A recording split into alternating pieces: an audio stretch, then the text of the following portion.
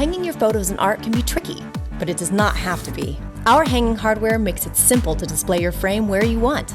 Sawtooths are used for smaller frames, while D-rings and wires work for larger, heavier frames. Here are some helpful tips to get your frame on the wall.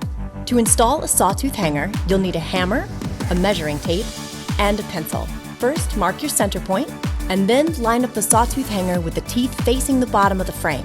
Lightly hammer the ends to attach it, put a nail in the wall, and hang your frame. That's it! Installing D-rings requires a screwdriver, wire cutters, measuring tape, and a pencil. Measure the sides of your frame and make a mark 1/3 of the way down from the top on both sides. Attach a D-ring to each side using the provided screws. Then string the wire through the first D-ring, leaving about 2 inches of slack. Loop it a second time and wrap it around itself. Keeping the wire a little loose, string it across the back of the frame and repeat the process with the other D-ring. Your frame's ready to hang.